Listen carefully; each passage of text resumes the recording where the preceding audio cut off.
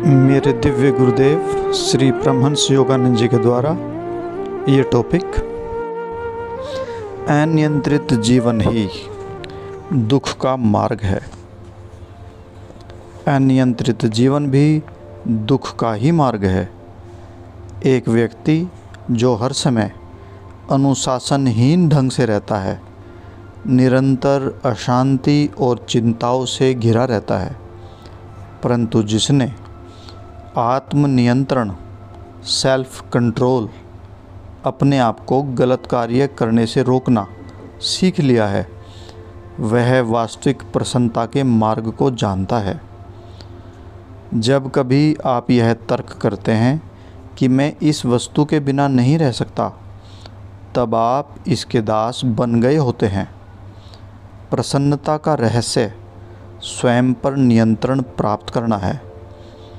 अनेक ऐसे कार्य जिन्हें आपको नहीं करना चाहिए, आप उनको करना चाहते हैं, परंतु जब आपने कुछ करने की इच्छा से प्रलोभित हुए भी कुछ करने की इच्छा को नियंत्रित करने की शक्ति का विकास कर लिया है, तो आपने आत्मसंयम पा लिया है। अधिकांश लोगों को नए करने की शक्ति को विकसित करने की आवश्यकता है। नए करने की शक्ति मतलब आपका मन आपसे कुछ कह रहा है, पर आपको पता है अगर आप ऐसा करेंगे तो दुख पाएंगे।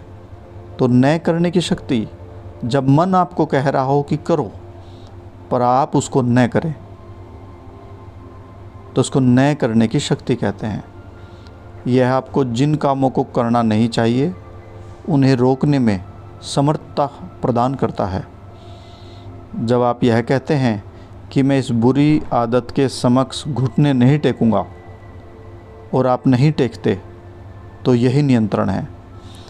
नए करने की शक्ति मन की शक्ति को विकसित करती है। मनुष्य का बाह्य व्यवहार उसके आंतरिक जीवन को प्रतिबिंबित करता है। बाहरी विलास की वस्तुएं आत्मा को प्रसन्न नहीं कर सकती। आप कितना भी लग्जरी लाइफ जी लीजिए, आप दुखी ही रहेंगे। मात्र किसी व्यक्ति के जीवन में नियंत्रण द्वारा ही आत्म प्रसन्नता और शांति का अनुभव आता है।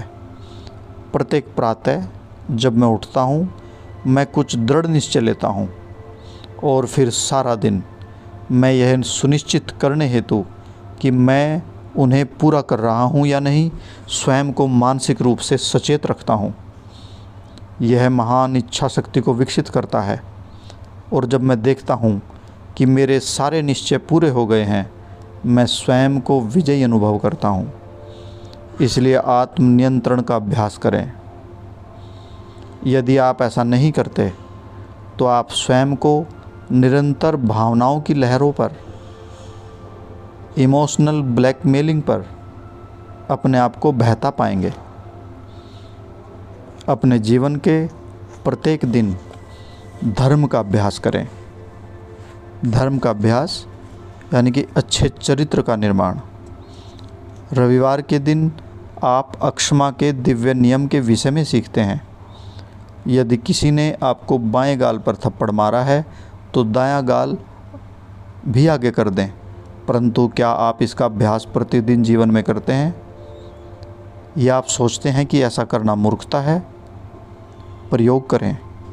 जब आप दूसरे व्यक्ति को थप्पड़ मारकर बदला ले लेते हैं, आप बहुत बुरा अनुभव करते हैं। आपका कर्म उतना ही बुरा होता है जितना कि दूसरे व्यक्ति का था। मैं सिर्फ यही समझा रहा हूँ कि क्रोध और कटुता मात्र आपके मन पर ही प्रतिक्रिया नहीं करते, अपितु आपके भौतिक शरीर पर भी प्रतिक्रिया करते हैं। आप अपने मस्तिष्क में अत्यधिक गर्मी का अनुभव करते हैं, जो आपके स्नायु तंत्र, नर्वस सिस्टम को विचलित कर देती है। जिसने आपको थप्पड़ मारा था, उसकी घृणा के छूत के रोग को आप क्यों अपने ऊपर लेते हो? आप अपनी मानसिक शांति को क्यों नष्ट करते हैं? क्या यह कहना श्रेष्ठतर नहीं होगा, मैं स्वयं में प्रसन्न हूँ, क्योंकि तुम्हारे प्रहारों के होते हुए भी मैंने तुम्हें कोई क्षति नहीं पहुँचाई और आपकी भलाई की कामना भी करता हूँ। यद्यपि थप्पड़ का उत्तर थप्पड़ से देना बहुत सरल है। याद रखें, ऐसी प्रतिक्रिया के पश्चात के प्रभाव मानसिक शांति का अभाव, शारीरिक परेशानी, प्रतिशोध की अक्षणिक संतुष्टि के योग्य नहीं है। जब आप बदला लेने पर रोक लगा लेते हैं, तब आप पाएंगे कि आपने अपने शत्रु को भी शांत कर दिया है, जबकि यदि आप उससे टक्कर लेते तो आप उसकी भावनाओं को और अधिक भड़काते हैं। अतः आपको भावनाओं का नियंत्रण प्रसन्नता के लिए आपकी भावनाओं का नियंत्रण प्रसन्नता के लिए बहुत महत्वपूर्ण है। अपनी भावनाओं को नियंत्रण में रखें, तब कोई भी आपको क्रोधित नहीं कर सकता, कोई भी आपको ईर्ष्यालु नहीं बना सकता। आप अपनी चेतना में बिना किसी अवरोध के रहेंगे। आप जान लेंगे कि आप क्या हैं। आपके अपने विचारों के साथ प्रयोग करें और यह जान जाएं कि आपके भीतर शांति का एक भंडार है। चिंता करने से आपको कोई भी सहायता नहीं मिलेगी।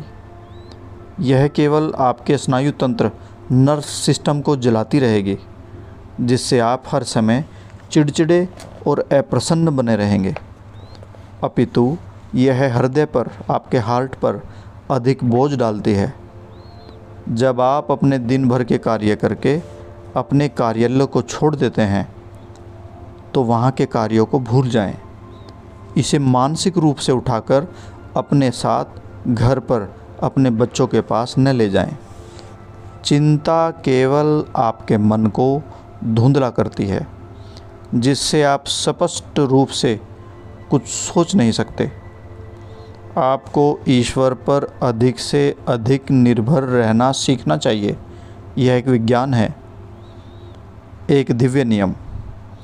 अपनी परेशानी से बाहर निकलने का कोई न कोई विकल्प हमेशा होता है और आप स्पष्टता से विचार करने के लिए समय निकालें। केवल चिंता करने की अपेक्षा अपनी चिंता के कारण से छुटकारा पाने पर विचार करें, तो आप दक्ष हो जाते हैं, स्किलफुल बन जाते हैं। बहुत से लोग मेरे पास अपनी समस्याओं के विषय में बात करने आते हैं।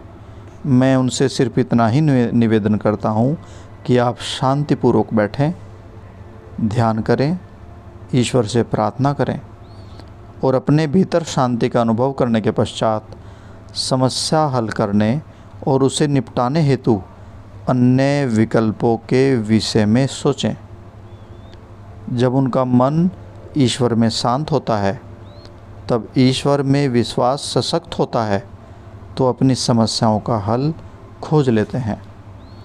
मात्र समस्याओं को अनदेखी करने से वे हल नहीं हो जाती और न ही उनके विषय में चिंता करने से ही हल होती हैं। जब तक आप शांत न हो जाएं, तब तक ध्यान करें, प्रार्थना करें। फिर अपनी समस्याओं पर अपना मन केंद्रित करें शांत होने के बाद, और ईश्वर से सहायता हेतु गहन प्रार्थना करें। समस्याओं पर एकाग्र हों और आप चिंता के भयानक तनाव से गुजरते बिना इसका हल ढूंढ लेंगे। दोबारा फिर सुने, जब आप समस्याओं से घिरे हों, तो सबसे पहले समस्याओं को स्वीकार करना बंद कर दें। एकांत में जाएं, ईश्वर से प्रार्थना करें और ध्यान करें। जब ध्यान कर कर आप शांत हो जाएं, तब अपनी समस्याओं पर अपने मन को लगाएं। गहरी शांति से उभरने वाले उत्तर ही आपकी समस्याओं का उत्तर होंगे। जो प्रार्थना गहन एवं सशक्त होगी, वह निश्चित रूप से ईश्वर का उत्तर पाएगी। परंतु यदि आप वास्तव में उनसे प्रार्थना करने का कोई सच्चा प्रयास नहीं करते, स्वाभाविक रूप से आप किसी उत्तर का अनुभव नहीं करेंगे।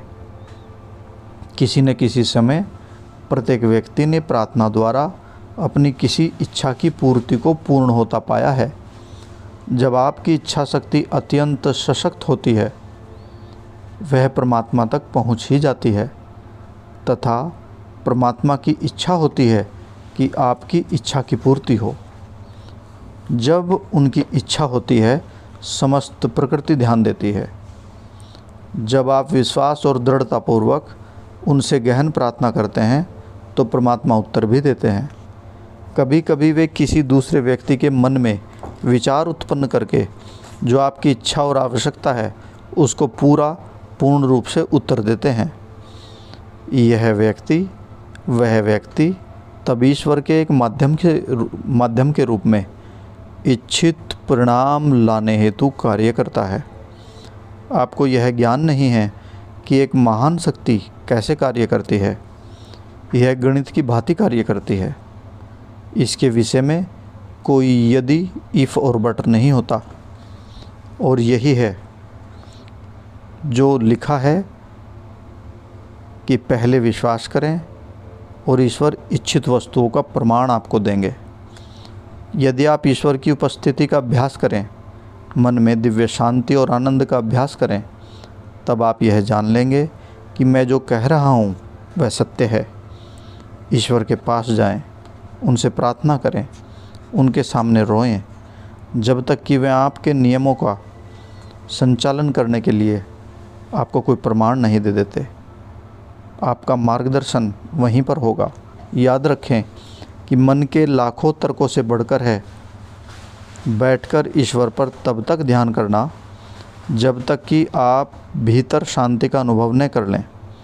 तब परमात्मा से कहें, मैं अकेला अपनी समस्या को हल नहीं कर सकता, चाहे मैं असंख्य अलग अलग विचार भी क्यों न सोचूं, परंतु इसे मैं आपके हाथों में सौंपकर सर्वप्रथम आपके मार्गदर्शन के लिए प्रार्थना करके और फिर संभव समाधान के लिए विभिन्न दृष्टिकोणों के विषय में सोचकर मैं इसका समाधान कर सकता हूँ। ईश्वर उनकी सहायता करते हैं जो स्वयं अपनी सहायता करते हैं। ध्यान में ईश्वर से प्रार्थना करने के उपरांत जब आपका मन शांत और विश्वास से भरपूर हो जाता है, तो आप अपनी समस्याओं के अनेक समाधानों को देख सकते हैं, तथा क्योंकि आपका मन शांत है, इसलिए आप सर्वोत्तम समाधान चुनने में सक्षम होते हैं। उस समाधान का अनुसरण करें और आपको सफलता जरूर मिलेगी। यह धर्म के विज्ञान को अपने दैनिक जीवन में लागू करना है। प्रत्येक वस्तु जो दिखाई देती है अदृश्य का ही परिणाम है। क्योंकि ईश्वर को देख नहीं पाते, आप यह विश्वास नहीं कर पाते कि भगवान यहाँ हैं। प्रत्येक वृक्ष और घास का प्रत्येक तृण अपने अंतःकरण में ईश्वरीय शक्ति से नियंत्रित होता है। वह शक्ति बाहर दिखाई नहीं देती। आप जो देखते हैं वे परिणाम मात्र हैं, जो कि पृथ्वी में बोए बीजों में शक्ति द्वारा प्रकट होते हैं, जो कि पेड़ और घास तृण के रूप में निकलती हैं। आप अंतर में अनंत की निर्माणशाला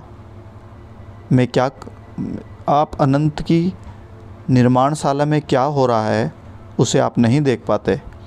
इस विश्व की प्रत्येक वस्तु और उसमें प्रत्येक अंतः शक्ति सर्वप्रथम ईश्वर के मन की निर्माणशाला में ही उत्पन्न हुई थी, और ईश्वर की उस शक्ति को मनुष्य के मन की निर्माणशाला को दे दिया है। यानी कि जिस परमात्मा ने संपूर्ण सृष्टि को रचा है, वही शक्ति परमात्मा ने मनुष्य के मन को भी दी है। मनुष्य के मन की उस छोटी सी निर्माणशाला से आती है वह प्रत्येक वस्तु जिसे वह निष्पादित करता है, पूर्ण करता है। महान पुस्तकें, जटिल मशीनें, जीवन के किसी भी व्यवसाय में सर्वोच्च उपलब्धियाँ इत्यादि, ये सारी शक्ति ईश्वर से ही आती है। सर्वोपरि मन की निर्माणशाला में ही मनुष्य के ईश्वर की खोजने की अद्वितीय क्षमता स्थित रहती है। मन के अंदर की खोज ईश्वर की उपस्थिति है। जब आप अपने जीवन को सत्य पर आधारित करना सीख लेते हैं, मन ज्ञान का एक अद्वितीय यंत्र बन जाता है। जब आप प्रत्येक वस्तु को एक स्पष्ट और एक अविकृत रूप से ठीक जैसी वह है वैसा ही देखते हैं, इसलिए इस मन से प्रयोग करना सीखें। धर्म के विज्ञान का अनुसरण करना सीखें और आप उच्चतम कोटि के वैज्ञानिक बन सकते हैं, उच्च कोटि के आविष्कारक और अपने भाग्य के स्वामी। मेरे द्वारा बताए गए सत्य को केवल याद रख सकें और उनका उपयोग कर सकें तो ऐसा कुछ भी नहीं है यदि आप जीवन में उसे पूर्ण न कर सकें। और सबसे महानतम उपलब्धियों में से ईश्वर को पाना। धर्म के विज्ञान के उपयोग द्वारा आपका आध्यात्मिक संभावनाओं में अनिश्चित विश्वास उनकी उच्चतम उपलब्धि का बोध बन जाता है। तब आप सभी वस्तुओं में सबसे सफल व्यक्ति होंगे। पृथ्वी पर सभी वैज्ञानिकों से महानतम वे महान व्यक्ति जिन्होंने उन्हें खोज लिया है कदापि संदेह नहीं करते, वे सत्य का अनुभव करते हैं। तुम सत्य को जान जाओगे और सत्य तुम्हें मुक्त कर देगा। जब तुमने ईश्वर को खोज लिया है तो तुमने सभी कुछ पा लिया है। जय गुरु जी।